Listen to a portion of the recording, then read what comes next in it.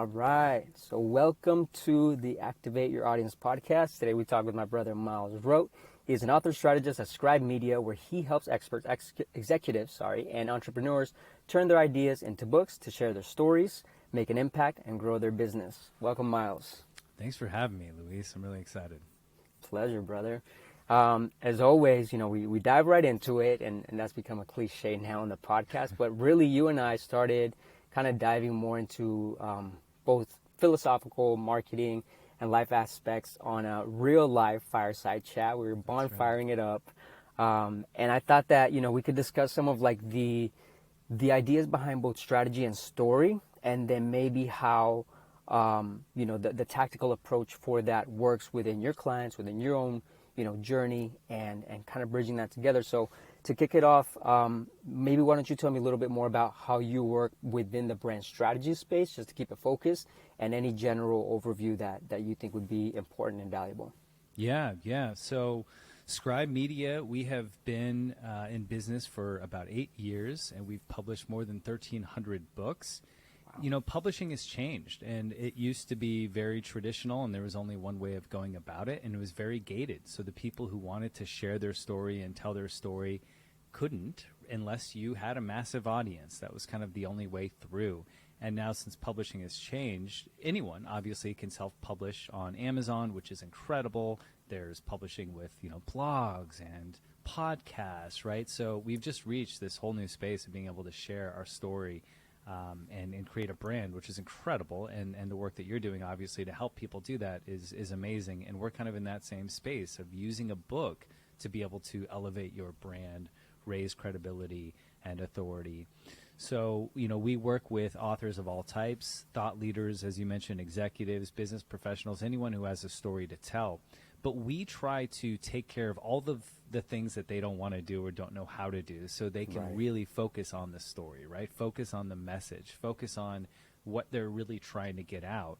And if they're able to write their book, great. We can even coach you through what that looks like with the writing process, or we can do the writing and really dive into their story and excavate everything and work with the collaborator to bring those stories out, ask clarifying questions, to then be able to write the story in their voice. So they can just speak, and instead of trying to write the perfect sentence, they get to just answer questions and speak from their mind, from their heart, to be able to get into their story, and then we can write it for them. So the idea is, before you would publish a book to sell copies, and of course that's still applicable today. But now you can, of course, if you own the rights and the royalties, which you do with publishing with Scribe, or if you self-publish, then you're able to actually sell your services, and not just selling your book, but selling your services. So that's what we do here at Scribe, is help folks publish, market their books to be able to share their story, and then also, drive authority to the brand and raise the profile of their business. Okay. Yeah, that makes total sense. I mean, if we look at any creative, endeavor, and just like you said, the gates being open, or the red tape that now we have access to as a general public, there's definitely a positive, sum overall, as far as just we can all have the tools that used to be only, guarded for those who had the money, the resources, the connections. And kind of getting more into the weeds, maybe a little bit on the brand strategy side, or even the brand specific side, since you mentioned it. How would you, I guess, describe maybe the first initial steps in as far as how, say it comes to a service or a narrative that's, say, a thought leader, or, some sort of offering, a business. The first thing that comes to mind, one of our podcast guests, Cos Marte, he has a very fascinating story, came out of the prison system, started a fitness brand, and he published a book. I believe it was self-published, but the trajectory of that with speaking gigs and all of that really helped, obviously, his personal brand, and all the other things that, whether the book sold or not, was a leverage point. So how would you say one starts to begin the process, if one is ready, or maybe it's a someday maybe project, of thinking about, most importantly, leveraging one's brand, and maybe using a tool like Scribe, or maybe as an individual starting the steps to prepare and be best I guess, set up for success in that journey. Yeah, and you nailed it, because it really has to start from there, and that's the first thing that we talk about on the call. So I'm the author strategist here. So my job, having conversations with those thought leaders, like your podcast guests, who they have a story to tell. They don't necessarily know how to tell it or what the next step is. And most people put off writing their book for about 7 years, by the way, which, Wow. it's one of those things where we can keep spinning in circles about it. Right. Like, how do I tell this story, right? And of course, oftentimes the path is made by walking, but how it starts is really focusing on the goals. Why would you want to do this book in the first place? That varies for every person. Sometimes they just want to get their story out. Other times they want to drive revenue to their business, and other times maybe they want to leave a legacy for their family. But for most of us, to your point, and why we're speaking today, it is about boosting brand and activating their audience. So the first step is, okay, what is the goal of the book? Are you looking to drive sales to your course? Are you looking to get paid speaking engagements? Do you want to grow your audience, like your podcast audience maybe, so then you can sell ads on your podcast? Like, what is your business model, and how do you see the book fitting into being able to drive revenue to that model? So we start there.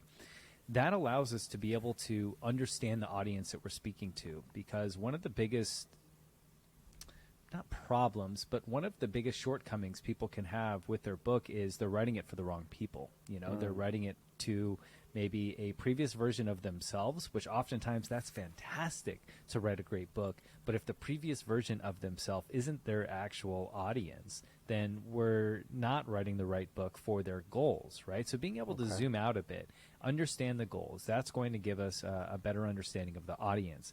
Then we develop the roadmap to get there. The book positioning is a huge part of that. How can we position the book? What's the tone of the book?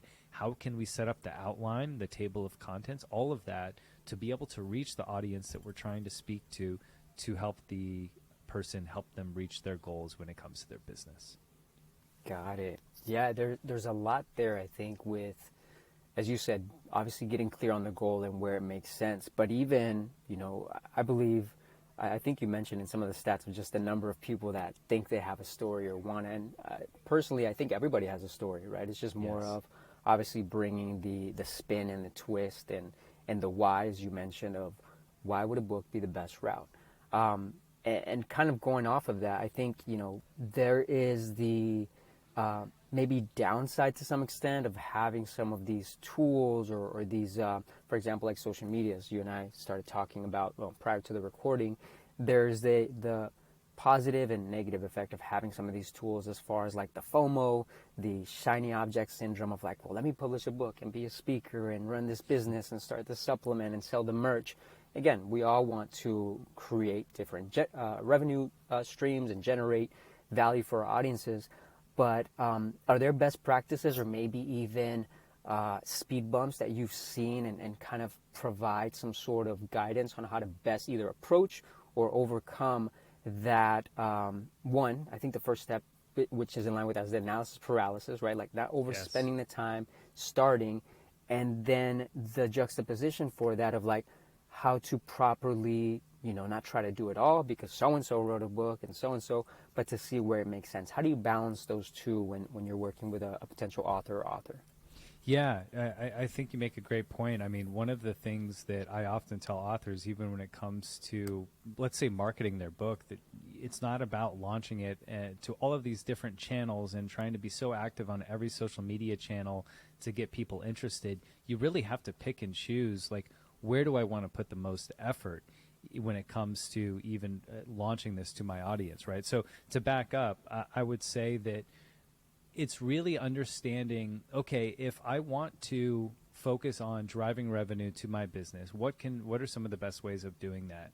A book is going to still be one of the best things that you can do. It has more credibility and authority than a podcast, more than a blog, more than even like 150,000 social media followers if your book is professionally published.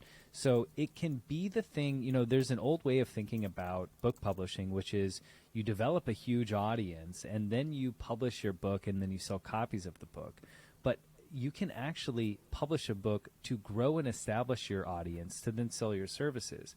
And that's a much better approach. So instead of, what my advice would be is, instead of trying to do all of the things or trying to get way out in front of, you know, your audience or your brand, or getting everything ready, instead really focusing on what's the goal here as far as where do I want to go with my business, with my brand, and the book being a way to get there faster. Because if you do that first, that's going to give you the credibility and authority. When you have now your email capture on your website and you're trying to drive subscribers, you're going to get a lot more conversions if they see that you have a professionally published book. So although a lot of folks will think that the book comes last, or it comes like, you know, midstream, I would say it should be one of the first things that you do if you are looking to really establish yourself as a professional in a field. That makes total sense. It reminds me of the idea of like choosing yourself, you know, where in today's, as we keep saying, like technological age, or just the tools that we have, we don't have to wait anymore to be called, in some sense, to either publish the book or launch the business. At the end of the day, there's still the balance, or even maybe tension, between your audience and then what is the need or ask that they have that you can deliver on. But also sometimes it can be a, you know, chicken or egg analysis of if I do choose myself and just put my story out there, or if I have this years in this type of industry or experience, or some sort of narrative, or as we mentioned, everybody has a unique story to some extent. And if somehow we could do the kind of inverted approach of, I pick this story, I pick myself, not waiting for anybody to open and call to say, hey, you know, you should write a book or start a podcast or launch the business, you're going to do it. And it doesn't mean, obviously, that the road will be easier, that there's not, that you have to do it alone is the best part. You don't have to. And at the same time, there's a lot of value that comes, I think, from making that initial step, as you mentioned earlier, like the stepping gets you out there into the journey. Yes. So how would you say, you know, with you, like, have you published your book, and like, what is your take on what made you decide, or will make you decide, if and when you should publish? Or maybe with somebody that, you know, you're close to, that we've all shared stories, or we ourselves have a story that we tell, you know, that other person, or we somewhere deep inside, like, we need to share this, or they need to share this, but something about them, you know, whether it's like logistics or real excuses, or just excuses for excuses' sake, that makes them publish. What questions maybe do you ask? And I know maybe this is piggybacking off of the other one, but getting more into, you know, the figuring out, and the knowing where in this strategy it makes sense to begin to do that book first, or project first, versus, you know, the training, and maybe balancing the paralysis analysis. So maybe what are questions that you would ask yourself or somebody in that process? Well, I mean, first thing, you nailed it, as far as, like, we all have an immense, well, I don't want to say we all, but I've spoken to thousands of authors and potential authors. I have yet to speak with one that didn't have the same author fears as essentially everyone else. Is my story good enough? Do I have a book in me? Will people think that my book is any good? Will I be laughed at? Will I sell any copies? There's so many, we all bump into that. And Tucker Max, our co-founder, you know, he wrote a really great article about all of the author fears, and you can just look up author fears, Scribe Media, and it'll come right up. But all of us come up against those same things. So if you're having those feelings around writing your book, great. That means that you're taking it seriously and you fit right in. That's what we all suffer with. Or I don't want to say suffer, but bump up against, right? So that's normal. And I think the first thing is just understanding that that's normal, and saying, like, okay, well, this is how everyone feels, so maybe my story is valid, right? Because if you were to zoom out and you were giving advice to one of your friends who has a story to tell, or that you think they have a story to tell, or if we just think objectively, it's pretty easy to say, like, yeah, everyone has a story to tell. Like, we know that, right? So that means you, even though it may not feel like it when it comes to putting pen to paper. So that's that's the first thing, is understanding that's normal to be feeling that way. Now, as far as, I am writing a book, and it is challenging. Even though I know all of these things, I still can fall victim to them, right? Right. And so my advice is getting started with it. If it's something that you know you want to do, the biggest problem I see is people just putting it off because it is that big scary thing, and it feels like that big scary thing, or they get caught up in one of those fears of, is my story good enough? So it's just getting started, and we have ways to get started, and I'm happy to share a link with you for folks to take themselves through a totally free course. It's the best online free course to really help you get your ideas down in this template, to say, okay, here's like a structure that I can work from to really at least get started. And having that there, that then as almost like a parking lot, as you're doing your day-to-day, all of us, we have so much content, we have so many ideas, you can kind of like just start to like plug in those things into this outline, into this template. So as we kind of mentioned, the path is made by walking, right? You're starting to, you're committing, okay, I'm going to do a book. I don't know how it's all going to like happen yet, unless you work with someone like Scribe, right? Because then we make it happen for you. But let's say you just like want to, like, get started. Get this template down. Get your ideas down. Get your, like, as you're doing blog posts, as you're doing podcasts, as you're doing social media posts, you're coming up with these great ideas. Put them in to your outline. And, if you're doing that week over week, month over month, 6 months in, you might have a 30 or 40 page outline that now it's just a matter of sitting down and getting, whether it's transcribing these ideas as you're going on walks, because you have your outline, and now you can take a walk and give yourself a prompt for chapter 1 to just like riff and then get that transcribed, use AI a little bit, and boom, like we're off and running on being able to, get your book written. And once you start to see that progress and you start to see that your book is halfway written, it's like, okay, yeah, maybe I can do this. And that can give you the confidence and the positive reinforcement to keep going. So as far as questions that I ask authors, it's, based on your goals, do you think that a book would help you lead you to your goals? And of course, the answer is always yes, right? It's like, it's an obvious thing that it'll help in every situation. So it's like, okay, well then how can we set you up for success so you can get started? That's huge. I love that. And I mean, this has been just full of real practical and technical stuff. So I'm going to shift gear just for our last kind of a riff. And obviously these are stories. The metacognition process, I'm sure, for just individual, if we talk about journaling or just getting clear about, again, whether it's from a industry, technical perspective as far as the subject matter or one's life or one's philosophy or one's lessons, experiences, whatnot. There is a therapeutic aspect to it, obviously, but in this realm, there's a business incentive, one would say, but the legacy piece is also huge. So I'm gonna kind of backtrack to fundamentals a little bit, maybe talking a bit about just the art of storytelling, right? Like, we all know stories, we learn stories as marketers. Everything is a story. The cognitive distortions or the empowering, confident biases that we have are all stories that we follow, right? Consciously or unconsciously, mostly unconsciously.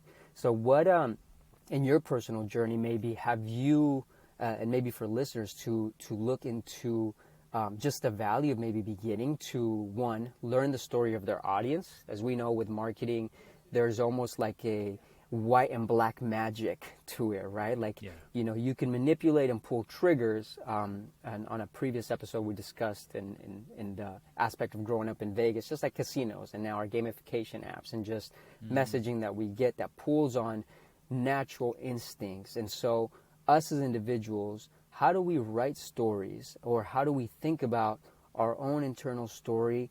And then maybe, I don't know if this would still be in the same vein, but how do we then understand that with our audience and then do it in a righteous way, or just something that doesn't carry that sort of stigma of like manipulation? And again, anything is manipulation, right? It's just the intention behind it, right? So what is your I guess thoughts on that? Yeah, I mean, I guess a good way to even answer that is to tell a little bit of a story and tell my story a bit that brought me into this. So I had chronic pain for 20 years, and from sixth grade to basically from age 10 to age 30, I had chronic pain, low back pain, herniated disc, misdiagnosed, undiagnosed. Stayed away from the pain pills, fortunately.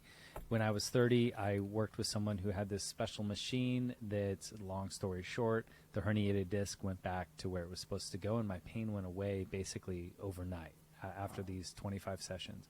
And that completely changed my entire life. It was almost like a near-death experience where there was like a previous life and now there's this new life. And my entire outlook changed. And I feel extremely fortunate for that, even though I had 20 years of suffering, right? Now I came out on the other side and I have a totally different lens. And what I realized was that pain dictated so much of my life, my thoughts, my how I would feel, my perception of self, the world, everything. And that awakened me to, wow, how much of my childhood affected the life that I was living. Like I started to realize that my entire life was just a consequence of the template that my childhood gave me. And it wasn't, as you mentioned, conscious decisions, but all of these unconscious decisions I had made. So, for example, I was a police officer and a private investigator. And I was those things because my dad was selling drugs out of our house, and I watched him get arrested and go to prison. I had many other family members be in prison and, be lost to drugs and alcoholism. So I was taking the opposite approach, and I was saying, I'm going to be one of the good guys. I'm not going to be, someone who does those things. So that's why I was following the career that I was following. But was that my choice? Was that actually what I wanted? Or was that just a consequence of my childhood? Now, of course, we're all consequences of our past. We can't change that. But what we can do is awaken to that fact that that is the truth. And then we can say, well, do we want that to continue? Or do we want to maybe create a new, rewrite our story, right? Write a story of our future, not just continue the story of our past. And that's what I started to do. So I quit my job. I moved to Costa Rica. I became a yoga teacher, right? I completely flipped the script. Yeah. And I realized that my passion, and I promise I'm getting to your answer here, my passion was helping people understand that their lives are mostly unconsciously controlled, as you mentioned, and that if you can awaken to that and realize that most of your life you can't control, then you can actually start to have agency over your life, and you can start to even consciously design the things that are designing you. And so my passion became that, right? And that's my story, and that's my book. It's unself-help. It's the idea that if you want to become who you want to be, it's more about undoing who you've been to create the person you want to be. And so that's what I would say is for folks who, want to share their story, or they're trying to find what's the best way of doing it, it's finding the things that they're passionate about, and where that intersects with their pain points. That's usually where we find ourselves in our careers. It's the things that we were in some way really negatively affected or impacted and had a lot of pain around. And then we're trying to find ways to rewrite that and fix it. And that's what a lot of us do. And that's where I found myself. And that's what I'm doing now. I help people tell their story, write their story. And then even personally, I help people kind of rewrite their lives to awaken to those things that were being unconsciously controlled. So part of it is understanding your personal experience and what is authentic to you, what is really passionate to you, and not just a business ploy, not just a marketing tactic. And I think that we're in the business that we're in, and when we have a business, we're usually passionate about it. So it's leaning into that, being vulnerable and sharing your story. People think that, if you're not a famous person, maybe they don't want to hear your story, or it's not important, and it's the opposite. It's the people, the everyday people, being able to relate to them and their lives and their stories that really we find the most alignment with. So I think leaning into what brought you to your business in the first place and sharing the pain that maybe even helped get you there can be the thing that helps you tell your story in the most authentic way. I love that. That's beautiful, brother. Thanks for sharing that. And it kind of parlays into the bit earlier as far as like one going into the writer journey or any journey that is difficult. And kudos to you, for having the blessings and the strength to not going, the route that many of us could have gone, that for whatever reason, there's a lot of avenues and stories that we can continue to rewrite, and you chose one for yourself. And so it's very telling of how and why you're in the role that you're in, to kind of guide and be the white wizard, the Gandalf, to guide people to their story in this hero's journey, which I love. But even, in terms of doing something difficult, right? Like you said, whether it's the analysis paralysis or the imposter syndrome, the obstacle is the way, as they say, right? Like the same thing, one that you mentioned, is the pain, is the fear of vulnerability. It's what's going to strengthen us, our bond to our audience. When brands speak from a true, not just a this is what's hot perspective, but from a true vulnerable perspective, where maybe stakeholders and market share could be impacted, but there's some true impact, or I should say intention behind that could be vulnerable. That is usually when the masses are activated, or when you have an author who delves into an aspect of their life that they haven't really shared with a lot of people. There is this connecting thread there that is incredibly powerful. But just because it's difficult, like going through the back pain, going through the business launch, going through succeeding and still feeling like a fraud, going through all of the pains that are the human experience, and knowing that it's just a feeling, easier said than done, but it's really just a thing that we have to use as a message and a signal. And it sounds like whether we are sharing this via a book or a podcast or a message, and the intention is true, and we've done both the work of what is our offering, what is the value, what is the connection to the audience, and then being authentic to ourselves, which can sometimes be a tricky situation, not impossible, and definitely where the magic lies. That is where not only a lot of healing, but a lot of success and growth can come from both the business and the personal side. So thank you so much, man. This has been awesome content. Yeah, no, I think you nailed it. And I think that if we are dealing with imposter syndrome, that just means that we are putting ourselves in a new situation that we have yet to put ourselves in. And you should feel a little bit like an imposter. That means you're elevating your game. You're stepping up. You're doing new things, right? That's a great thing. And if you're not feeling like an imposter, you're probably not growing enough. And hopefully we can all continue to look back on our lives and see a photo of us or a video of us from like 2 or 3 years ago and be like, wow, I can't believe I was that person. Man, I've grown so much from then, or from then, right? Like that's a beautiful thing. And that means that we are no longer identifying as that kind of same person, and we've grown since then, which means we've stepped into all of these new identities and new versions of self, which means that we have worked through imposter syndrome multiple times over to become this new version. And if we're not doing that, I feel like we continue to be the same person we always were. And of course, most of us listening to this podcast, they're trying to do the opposite.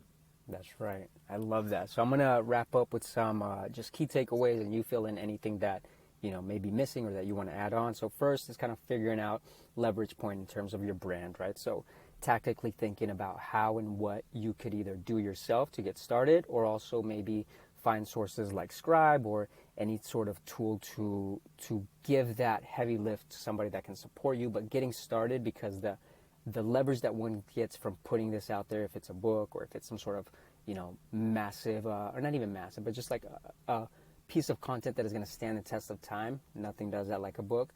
To get started and to just understand that there is brand leverage to it.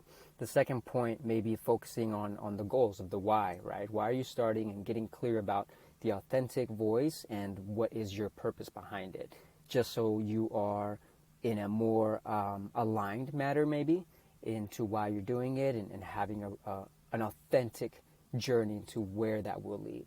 And then lastly, the authority, and not only the authority that a book and going through this process creates, but also in choosing yourself and going through this growing process, that in it of itself will not only generate growth, but will give you this connection unlike anything else to your audience, and that the obstacles away. The same thing we fear, the imposter syndrome, are all good signs. Is there anything else you'd want to add to that? No, that's beautiful. I mean, I think that, and you touched on this earlier, there's a beautiful thing in being able to step up and share your own story, even for yourself. We talked about the business practicality of it. I think we all know the power of what a book can do for your business, but sharing your story and being authentic and vulnerable there is something so special about it that for the rest of your life, you know that you did that hard thing. You put your story out there, and that does leave, of course, a legacy for others, but for yourself. I think it is one of the most powerful things that we can do, and that there's so much self-fulfillment from that process that it can be worth it in and of itself.